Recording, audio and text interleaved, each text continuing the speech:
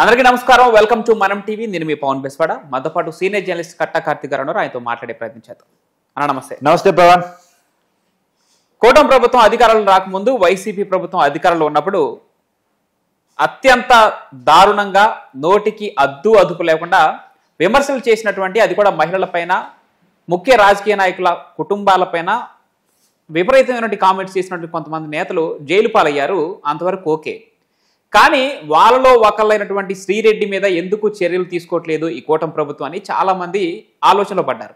నిన్న దీనికి సమాధానం దొరికింది. శ్రీరెడ్డి విచారణకు రావడం జరిగింది. విజయనగరం జిల్లాలో ఒక 3 పోలీస్ స్టేషన్లకి విచారణ కోసం శ్రీరెడ్డి హాజరు కావడం జరిగింది. మరి నేపథ్యంలో తనపైన చర్యలు ఏ విధంగా ఉండబోతున్నాయి, తనపైన చర్యలు తీసుకోవడానికి ఎంత ఆలస్యం ఎందుకు జరిగింది, మీ మాటల్లో దీనిపైన విశ్లేషణ ఏంటి? నువ్వేమో సమాధానం దొరికిందని అనుకుంటున్నావు, కానీ కూటమి కార్యకర్తలు ఇప్పుడు ప్రశ్నలు లేవనెత్తా ఉన్నారు. ఏంటి అంటే, కామన్ మెన్ కిరణ్కి ఒక న్యాయం, శ్రీరెడ్డికి మరొక న్యాయమా? Rule is rule, rule for all అంటారు కదా సహజంగా. మరి common men Kiran YS Bharati గారిని ఒక మాట అనగానే వెంటనే స్పందించిన టీడీపీ పార్టీ అతని పార్టీ నుంచి సస్పెండ్ చేసింది, కేసు పెట్టి అరెస్టు చేసి కోర్టు ముందు ప్రొడ్యూస్ చేసి జైలు పాలు చేసింది సొంత ప్రభుత్వమే. కానీ అదే శ్రీరెడ్డి వైసీపీ అధికారంలో ఉన్నప్పుడు జగన్మోహన్ రెడ్డి గారి అండదండలు చూసుకొని ఏ రకంగా రెచ్చిపోయింది, ఏ రకంగా చంద్రబాబు నాయుడు గారిని, వాళ్ళ కుటుంబాన్ని, భువనేశ్వరి గారిని, బ్రాహ్మణి గారిని, లోకేష్ గారి పర్సనాలిటీని, క్యారెక్టర్ని, వ్యక్తిత్వం అన్నిటిని, తర్వాత పవన్ కళ్యాణ్ బిడ్డలతో సహా ఆయన కుటుంబాన్ని ఏ రకంగా మాట్లాడే ప్రయత్నం చేసిందో రాష్ట్రం మొత్తం చూసింది.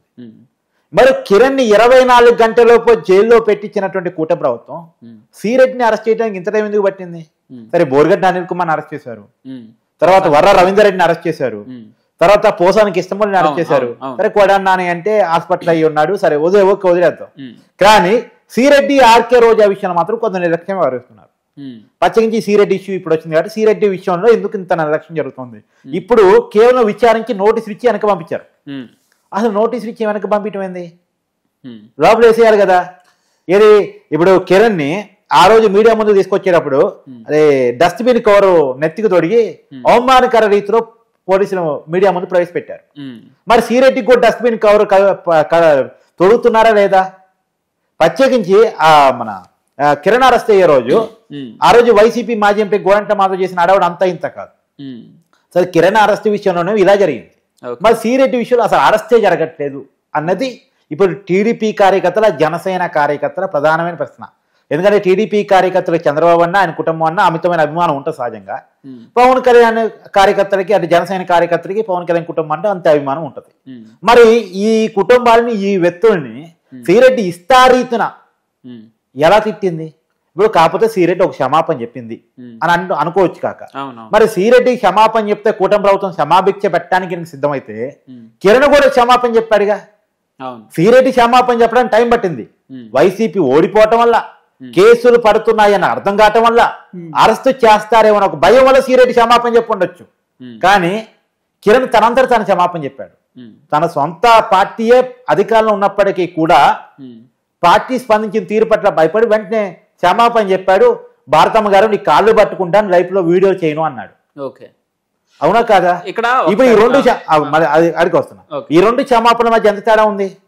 సొంత ప్రభుత్వమే అధికారంలో ఉన్న కిరణ్ క్షమాపణ చెప్పి లైఫ్ లో వీడియో చేయనంటానికి, ప్రభుత్వం మారటం వల్ల తప్పక మనసొప్పక జైలుకి పోవటాన్ని తప్పించుకోవడానికి చెప్పిన ఈ క్షమాపణకి దీనికి ఎంత తేడా ఉంది?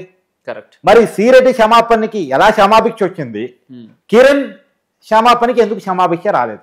ఇది చాలా మంది రేట్ చేస్తున్నటువంటి ప్రశ్న. అంటే ఒక మహిళని అబ్బాయిలు తిడితే వెంటనే అరెస్ట్ చేస్తారు, ఒక కుటుంబాన్ని మహిళ తిడితే వదిలిపెడతారా? అది ఆర్కే రోజా కావచ్చు, శ్రీరెడ్డి కావచ్చు. అంటే మహిళ అయితే మాట్లాడొచ్చా, పురుషులు అయితే మాట్లాడకూడదా అనేటువంటిది పెద్ద ఎత్తున రేజ్ అవుతున్న క్వశ్చన్. ఏదో అడగబోయారు. అయితే ఇందాక బోర్గడ్డ అనిల్ కావచ్చు, లేదంటే పోసాని కృష్ణమురళి కావచ్చు, వీరందరూ కామెంట్లు చేసింది విపరీతమైన కామెంట్స్. అవి కూడా వాళ్ళు ఎవరిని చూసుకొని చేశారంటే అధికారాన్ని, వాళ్ళ అధినేతను చూసుకొని ఆయన ఇచ్చినటువంటి కమెంట్స్ని పట్టుకొని వీళ్ళు కామెంట్స్ చేసినట్టు పోసాని కృష్ణమురళి లాంటి వ్యక్తి చెప్పడం జరిగింది. కానీ ఇక్కడ శ్రీరెడ్డి మాత్రం నాకు జగన్ పై ఉన్న అభిమానంతో మాత్రమే అలా మాట్లాడాను, నా పైన అలా మాట్లాడాలని ఎవరి నుంచి ఒత్తిళ్లు లేవు అని చెప్పి పోలీసు విచారణలో ఆమె వెల్లడించినట్లు తెలుస్తుంది. దీన్ని ఎలా చూడాలి?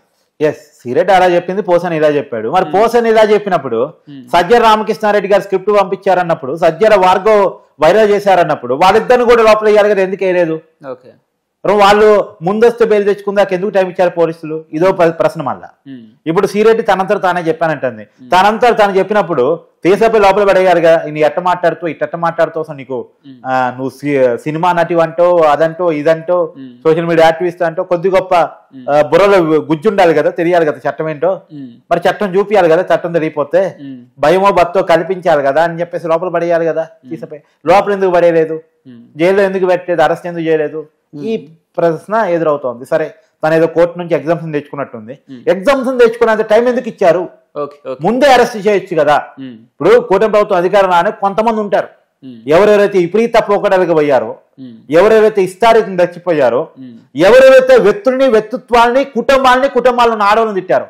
ఎందుకంటే ఇలాంటి వాళ్ళ మీద చర్యలు తీసుకుపోతే ఏమవుద్దంటే, మొన్నటికి మొన్న అన్నా కొణిదెల గారు అంటే పవన్ కళ్యాణ్ గారి సతీమణి తిరుమల శ్రీవారిని దర్శించుకొని తలనీనారు సమర్పించి అన్నప్రసాదాలు స్వీకరించి స్వయంగా అన్నాన్ని వడ్డించేసి ఆమె 15 లక్షల విరాళాన్ని ఇస్తే దాని మీద ట్రోలింగ్స్ నడిచాయి, పెద్ద ఎత్తున ట్రోలింగ్ నడిచాయి. ఎందుకు నడిచాయి? ఇంకా వాళ్ళలో భయం రాలేదు కాబట్టి. మొన్న తిరుపతిలో జరిగినటువంటి ఒక ఆందోళన కార్యక్రమంలో ఆర్కే రోజా టీడీపీ నాయకులను ఉద్దేశించి ఏం మాట్లాడారు? పవన్ కళ్యాణ్ కుమారుడు జరిగిన ప్రమాదాలను ఉద్దేశించి ఏం మాట్లాడారు? ఆడంగులు అంటే మాట్లాడారు.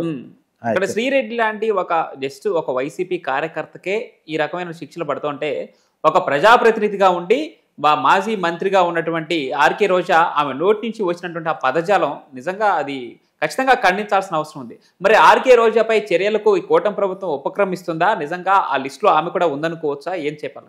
ఎస్, యాక్చువల్గా ఇదే ప్రశ్న కూటమి కార్యకర్తలు కూడా. ఏంది అంటే, ఇప్పుడు ఆర్కే రోజా మొన్నటికి మొన్న ఆడంగులు అంటూ తిట్టింది. తన మహిళ ఉంది, బీయింగ్ ఏ ఉమెన్, మిగతా వాళ్ళని ఆడంగులు అంటే ఆడవాళ్ళని తక్కువ చేస్తున్నట్ట. మరి తన జెండర్ ఏంటి? తన జెండర్ ఉమెన్ కదా, ఉమెన్ కాబట్టి తన జెండర్ ఏంటి మరి? సరే, ఎనీవే తను చెప్పాలి వస్తుంది దాని సమాధానం. తను ఆ రకంగా మాట్లాడే ప్రయత్నం చేసింది. తర్వాత ఇంకో మాట ఏదో అన్నదంటే, దేవుడితో పెట్టుకుంటే పవన్ కళ్యాణ్ కుమారుడు మొన్న మధ్యనే పవన్ కళ్యాణ్ రుచి చూసాడు ఏదో మాట్లాడే ప్రయత్నం చేసింది. ఇలాంటి వ్యాఖ్యలు ఎందుకు వస్తున్నాయి? భయం లేకపోవడం వల్ల వస్తున్నాయి. ఇంకా కూటమి ప్రభుత్వం వీళ్ళ పట్ల ఉదాసీనంగా వివరించడం వల్ల వస్తున్నాయి. ఈ ట్రోలింగ్స్ కూడా దాని వల్లే వస్తున్నాయి. కాబట్టి ఎట్టి పరిస్థితుల్లో వీళ్ళ పట్ల ఉదాసీనత అవసరం లేదు అనేటువంటిది ఈ కూటమి కార్యకర్తలు వాళ్ళ సొంత ప్రభుత్వానికి, సొంత నాయకులకి వేస్తున్నటువంటి విజ్ఞప్తి కావచ్చు, ప్రశ్న కావచ్చు, డిమాండ్ కావచ్చు, ఏదేమైనా ఇది చేస్తున్నారు. కాకపోతే కూటమి నాయకులు ఆలోచన నేను అనుకుంటాం, వాళ్ళు చెప్తుంది ఏంటంటే, చాలా చర్చల్లో కూడా వాళ్ళు చెప్తుంది ఏంటంటే, ఇప్పుడు ఎక్కువ అరెస్టులు జరిగాయనుకో, అందులో ఎక్కువ మహిళల అరెస్టులు అదో ఇదో జరిగాయనుకో, బయట ఎలాంటి చర్చ నడుస్తుందంటే, ఒకప్పుడు వైసీపీ ఎలా టీడీపీ పార్టీ పట్ల టీడీపీ